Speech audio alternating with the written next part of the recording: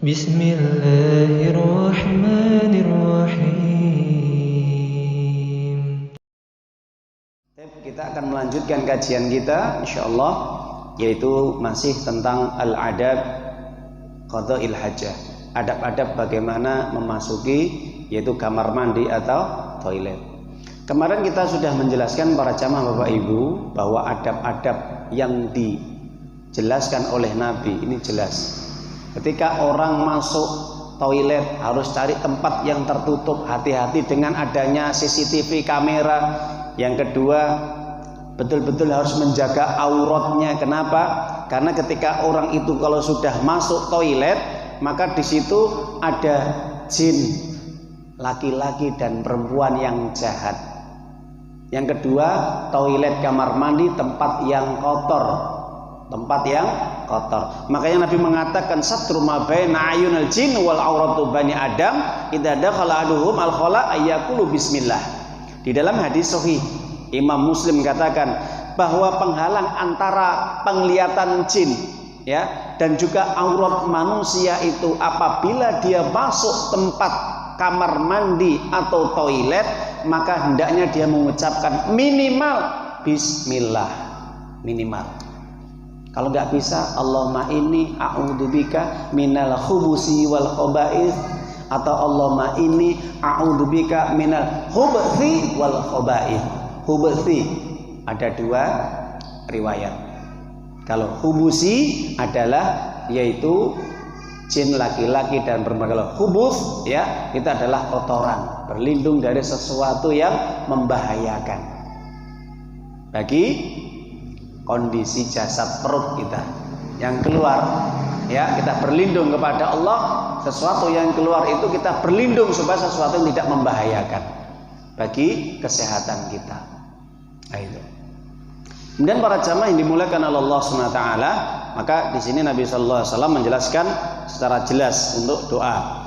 Kemudian para jamaah di sini dikatakan bahwa berdoa ini baik di luar bangunan ataupun di dalam bangunan. Kalau di dalam itu dengan kalau kita lupa bisa kita keluar lagi kemudian doa dulu. Kalau sudah terlanjur di dalam maka kita berdoa dalam hati kita, tidak usah dilafadzkan. Kalau masih di luar maka dilafadzkan. Itu sebagaimana penjelasan para ulama seperti itu. Kemudian para jamaah yang dimuliakan oleh Allah Subhanahu wa taala, yaitu ketika masuk kamar mandi atau toilet mengutamakan kaki kiri, keluar kaki kanan. Kenapa? Karena untuk membedakan tempat yang suci, tempat yang baik dengan tempat yang jelek, buruk, kotor. Makanya kok kaki kiri dulu, kok bukan kaki kanan? Maka Syekh Ali Basam menjelaskan tentang hadis Nabi membiasakan kalau yang baik-baik itu adalah yang kanan. Kalau yang jelek, yang buruk, yang kotor adalah yang kiri. Dijelaskan dalam hadis dari Ibunda Aisyah radhiallahu anha, karena Rasulullah sallallahu alaihi wasallam yu'jibuhu tayamun fitana uli wa tarajjuli wa tuhurihi fi sya'nin kulli. Nabi itu senang kalau setiap perkara apapun itu dimulai dengan yang kanan. Mulai bersisir, mulai pakai baju, mulai pakai celana, mulai masuk masjid atau musola, mulai cukur dulu. Nah, ini. Jadi apapun, setiap urusan perkara itu yang kanan dulu. Sampai makan minum pun harus dengan kanan. Kalau tidak, kebalikannya. Setan itu senang yang kiri dalam yang baik, tapi setan itu benci dengan yang kanan. Senang dengan yang kiri, benci yang kanan. Senang yang kiri dalam persoalan yang baik, benci dengan yang kanan dalam persoalan yang buruk. Gitu para jamaah. Maka kalau kita perhatikan di dalam hadis Nabi, Rasulullah SAW itu pernah ketika makan, di situ ada anak kecil pemuda. Kalau bahasanya itu gulam. Pemuda ini gulam ya, umur sekitar 10 sampai 15 tahun ini itu julukannya adalah gulam. Gulam itu adalah pemuda ya, umur 12 sampai 15 tahun. Ketika makan di situ sebelahnya pemuda. Maka ketika dia makan, maka apa? Nabi melihat, oh ternyata makan dengan menggunakan tangan kiri. Langsung dipegang. Ya gulam, kul samillah. Wahai anak muda, bacalah bismillah dulu. Wakul mimma yalik, wakul biyaminik. Maka makan yang terdekat dengan tangan kanan. Pertama dengan bismillah, yang kedua makan yang dekat dan dengan tangan kanan. Maka ini menunjukkan adab yang luar biasa. Jadi kita menanamkan yang baik-baik kanan. Nah, kenapa masuk toilet kamar mandi kiri? Karena itu tempat yang buruk dan itu tempatnya jin. Jadi tempatnya jin itu di kamar mandi atau toilet. Ya Bapak Ibu. Jadi tempatnya jin itu di kamar mandi atau toilet. Bukan kok jin itu sarangnya di kuburan. Nah, ini persepsi banyak orang kuburan itu sarangnya setan. Setan itu di kamar mandi. Loh, medeni Ustaz lah. Makanya dari situlah Islam mengajarkan kepada kita bagaimana kita meminta kepada Allah perlindungan dari godaan setan. Ya, sampai kita masuk aja pakai kaki kiri. Ya, itu. Dengan kita berdoa tadi, ya Allah aku berlindung kepadamu dari godaan setan laki-laki dan perempuan, dari jin yang menggoda golongan laki-laki dan perempuan, dan juga dari sesuatu kotoran yang membahayakan bagi diriku ya Allah. Itu doa.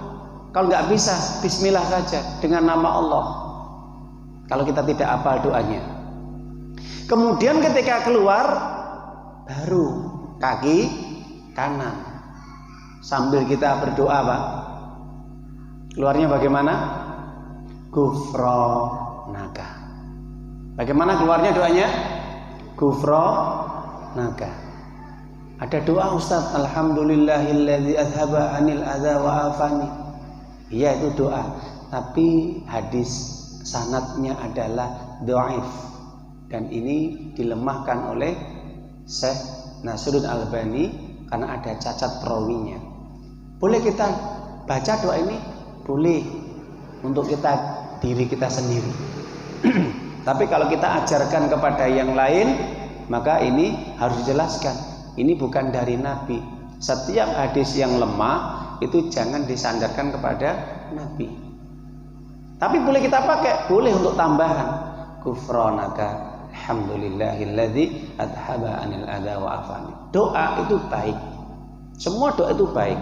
Bisa kita ucapkan dengan diri kita. Misalkan kita doa dengan doa Nabi, kita tambah dengan doa kita. Gufronaka alhamdulillah ya Allah, Engkau telah menghilangkan kotoran-kotoran ini dari tubuhku ya Allah.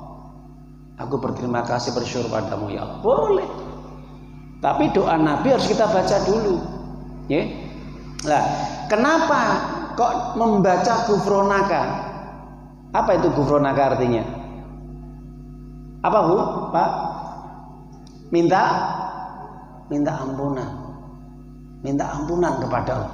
Apa hubungannya keluar toilet kok minta ampunan? Kesalahannya apa? Dosanya apa? Keluar kamar mandi kok gufronaka? Ya Allah, ampunlah diriku, ampunlah dosa-dosaku. Ada yang bisa jawab? Yang bisa jawab tak kasih ini, Pak. Ya, kenapa keluar kamar mandi toilet kok harus membaca gufronaka? Kenapa?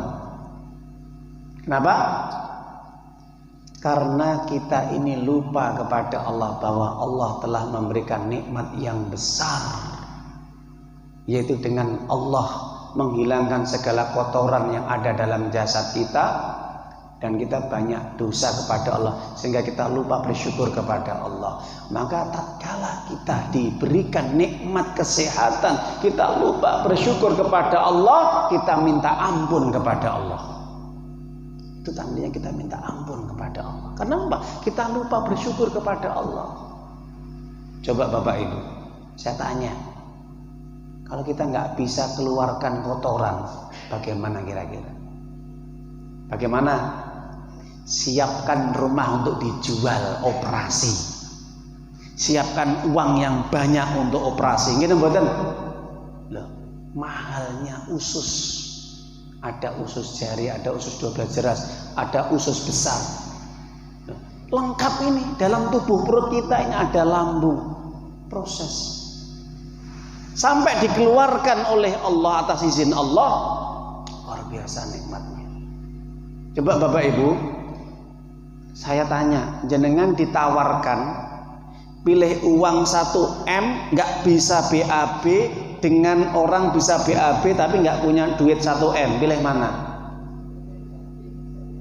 Masya Allah, ada yang jawab, Ustadz bisa BAB ya 1M.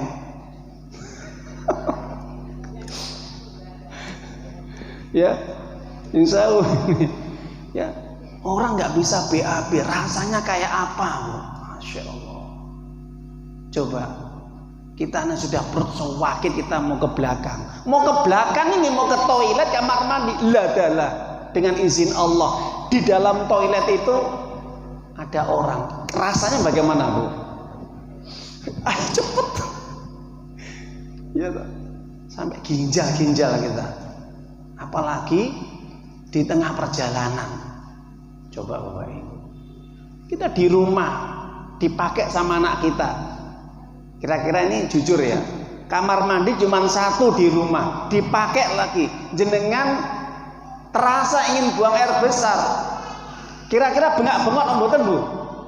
Pak, bengak-bengok mboten? Ayo cepet. Begitu? Masya Allah, itu nikmatnya luar biasa. Makanya kita diajarkan apa? Ghufranaka, ya Allah, ampunilah dosa hambamu, karena saya tidak pandai bersyukur ya Allah atas nikmat yang Engkau berikan ya Allah. Ya Bapak Ibu, itu maksud kita berdoa ghufranaka. Hafal nggih? Oke, alhamdulillah kalau sudah hafal dibaca. Ya, setiap kita keluar. Kalau mau ditambah nggak apa-apa.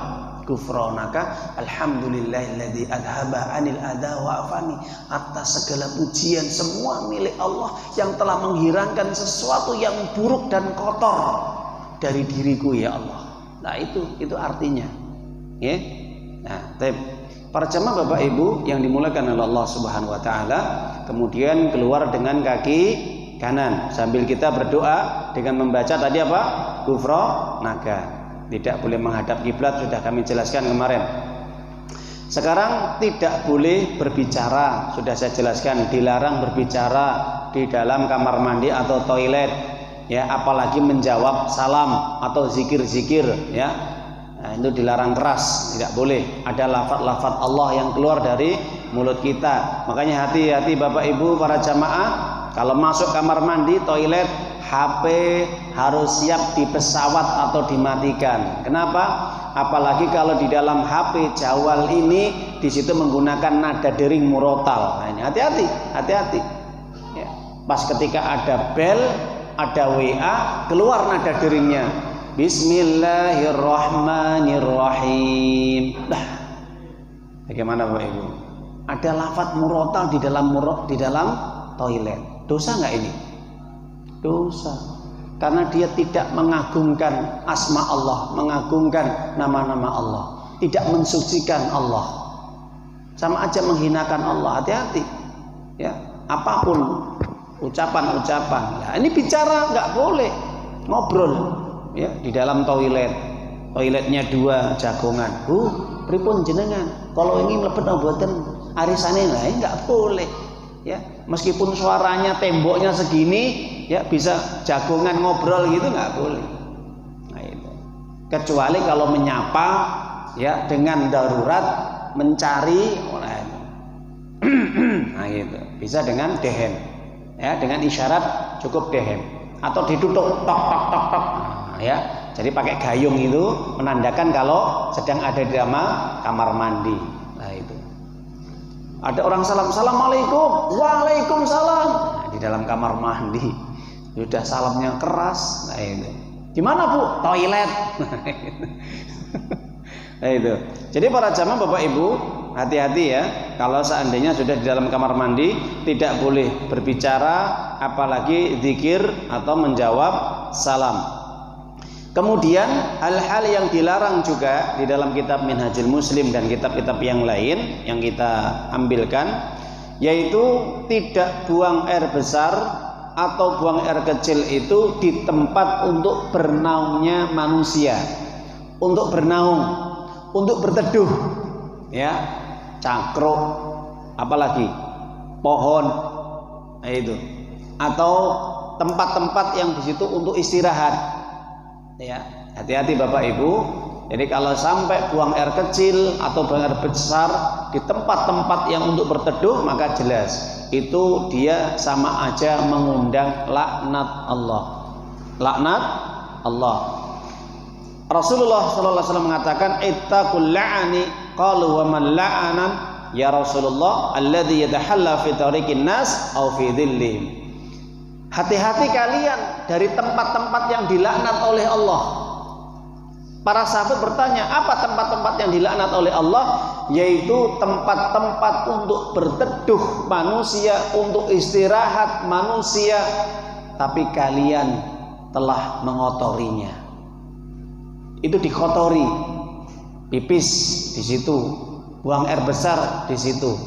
Nah itu. Bahkan pun kalau bisa Bapak Ibu jangan meludah di situ. Ludahnya juga kotor, ya. Jadi kalau kita meludah di situ tempat kita duduk-duduk, ya, maaf, jangan di situ. Pergi dulu sebentar, cari di situ yang jauh dari tempat untuk duduk, tempat untuk istirahat. Pergi sebentar, keluar meludah. Kadang kita meludah, tempat duduk di situ kita meludah di bawahnya. Itu jelas mengganggu. Ya, hanya ludah Ustaz. Iya ludah. Tapi ketika orang nanti kita pergi, orang ketika dia bergantian dengan kita duduk di situ, astagfirullah, sangat ya koproh sekali nih orang. Pasti nanti ada doa, hati-hati kalau sampai orang tadi doa, semoga lambinin jeber lah. Tapi ya tempat untuk istirahat, tempat untuk duduk-duduk diludahi, meskipun di bawah, bukan di tempatnya, di bawah. Kan kotor, menjijikkan. Coba Bu, bener-bener nggih? Di situ banyak riak di situ. Apalagi kok pipis di situ, di sampingnya sudah baunya pesing. Naudzubillah min dzalik. Ya. Jadi kayak cakruk-cakruk di tingkah itu ya, di ngerowo itu harus dijaga. Kita duduk tapi jangan berludah di situ. Jangan apalagi kencing di situ ya. Mungkin orang gila kalau kencing di situ ya, ramean. Meskipun sepi, nah itu. Ya, pernah kita waktu jalan-jalan dulu, biasa kalau subuh itu, ya kalau di kampung-kampung itu Pak, nah, itu ada tiba-tiba ya maaf menemukan kotoran manusia itu di tengah jalan. Malah bisa pakai itu orang gila atau masyarakat situ ya, kalau bisa waktu kita jalan-jalan ya di situ ada kotoran manusia. Walau misal apakah itu orang gila? Kalau memang orang gila wajar Bu ya. Tapi kalau ada orang waras itu dia BAB di situ, itu lebih gila, ya tak? Lebih gila. Kenapa? Sudah jelas itu bukan tempat untuk buang air kotoran, ya, buang kotoran atau kencing. Nah itu. Ataupun tempat yang di situ berbuah, ya, pohon berbuah, ya, pohon pisang, pohon mangga, pohon apapun. Kenapa? Karena apapun pohon yang di situ membuahkan makanan yang bisa dimakan, maka adalah tempat-tempat yang dibenci oleh Allah untuk dikotori. Ya, misalkan pohon pisang. Ya, ini sering. Kadang-kadang orang-orang yang maaf tidak punya agama itu, ketika dia buang air kecil ya asal saja di pohon. Jadi kalau di dalam perjalanan jauh, cari tempat yang jauh dan semak-semak belukar, jangan sampai dekat pohon buah, pohon pisang, pohon mangga dan lain. Cari tempat, ya, yang di situ bukan pohon yang berbuah. Kalau sampai pohon yang berbuah, itu bagian juga termasuk tempat yang dilaknat oleh Allah. Ya Bapak Ibu, hati-hati. Ini adab-adab. Orang Islam itu harus bisa menjaga dirinya, kesuciannya, muru'ah harga dirinya juga. Kemudian tidak buang air besar atau buang air kecil di tempat air yang tergenang. Apa tergenang? Mampet. Itu ya. Contohnya seperti di waduk atau mungkin aliran sungai yang digunakan untuk minum juga, atau mungkin di situ juga kolam renang. Kolam renang ya. Jangan buang air kecil ya, apalagi buang air besar ya. Di tempat yang di situ airnya tidak mili atau tidak mengalir. Nah, itu. Jadi kalau disendang, kalau hati-hati, kalau itu air untuk minum, biasa digunakan untuk masyarakat, misalkan air yang bersih, jangan dikencingi. Nah itu, jangan dikencingi. Sebaiknya cari tempat yang jauh dari sungai tadi. Kecuali kalau memang itu sungai tidak digunakan kotor, bau dan sebagainya, tidak ada masalah. Ya, atau digunakan untuk umbah-umbah, nyuci dan sebagainya. Tapi kalau itu alirannya kok ada selang di situ, pasti itu ngambil air di situ, masih bersih, bening, jangan dikencingi atau digunakan untuk buang air besar. Nah itu. Kalau hidup di kota besar itu koproh Pak ya. Sungai-sungai sudah kotor semuanya itu.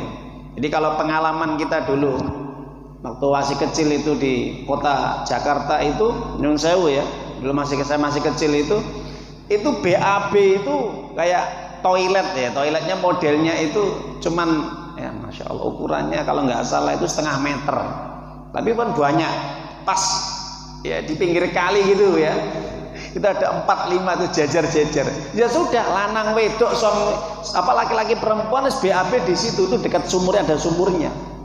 Ya sudah, nyincing nih biasa di situ sambil jogongan, sambil kelepas-kelepus nanti lanang wedok campur Pak Bu. Itu kita masih SD, masih di Jakarta dulu seperti itu. Alhamdulillah ya Allah, hidupnya rusak ini kalau kita di sana. Kenapa? Sudah nggak punya malu. Orang itu kalau sudah nggak punya malu Bapak Ibu, apa yang terjadi? Sudah hal yang biasa.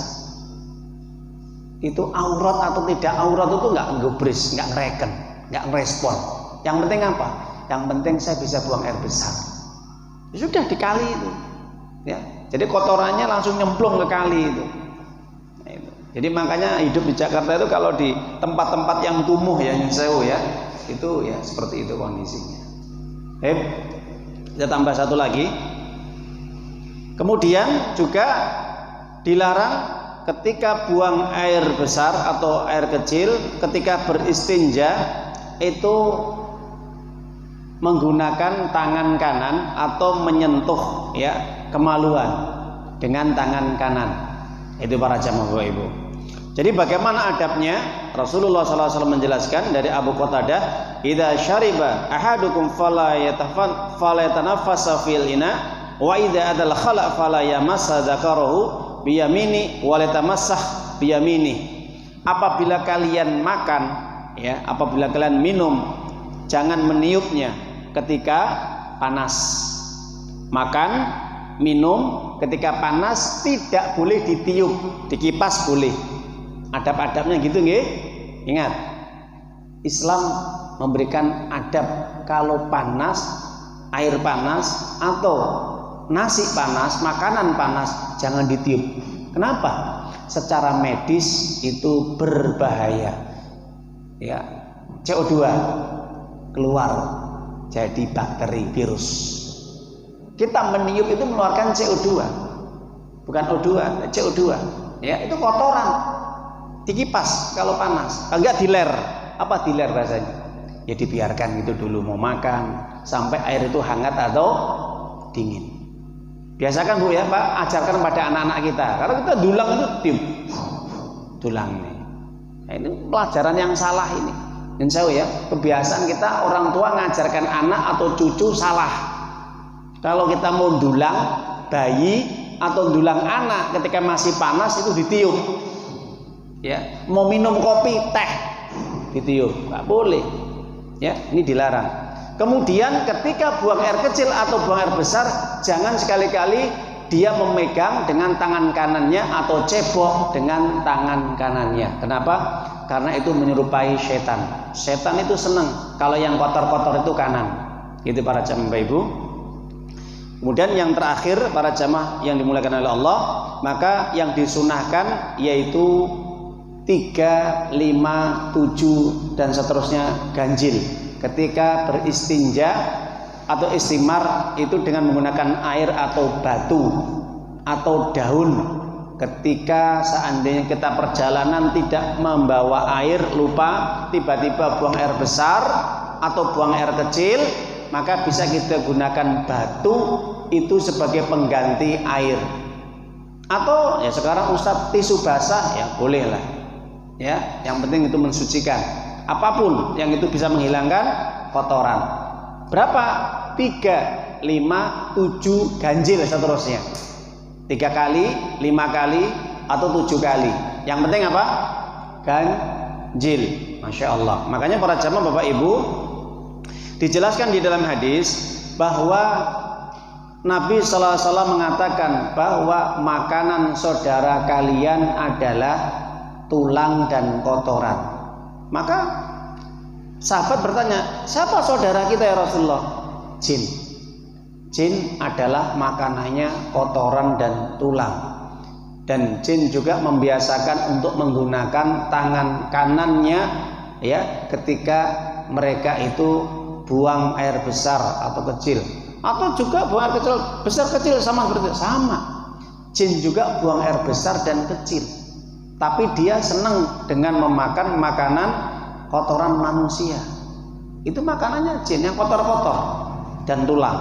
Nah itu, dan kembang. Pada pakai kembang gitu ya, kembang 7 rupa dan sebagainya. Itu juga makanan jin. Makanya kalau dukun-dukun itu pakai kembang, pakai menyan, nah itu makanannya jin itu. Ya, Bapak Ibu. Nah itu. Jadi para jamaah yang dimuliakan oleh Allah Subhanahu wa taala, maka itulah kajian kita terkait dengan masalah adab-adab ketika buang air kecil atau besar. Semoga kita bisa memahami tentang persoalan ini dan kita sampaikan, ajarkan kepada cucu, anak, saudara, suami, istri, keluarga kita. Kalau mereka tidak bisa ngaji, sampaikan ya.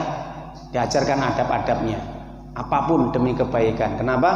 Insya Allah kalau hidup kita mengikuti tradisi kebiasaan Nabi Sallallahu Alaihi Wasallam, maka akan menjadi berkah hidup kita insya Allah. Sampai buang air besar kecil saja diatur oleh Islam. Masya Allah, itu luar biasa. Baik, semoga bermanfaat. Kita tutup majelis ini dengan bacaan hamdalah. Alhamdulillahirabbil alamin. Subhanaka Allahumma wa bihamdika asyhadu an la ilaha illa anta astaghfiruka wa atubu ilaik. Assalamualaikum warahmatullahi wabarakatuh. Ayyuhalladzina amanu ittaqullaha haqqa tuqatih wa la tamutunna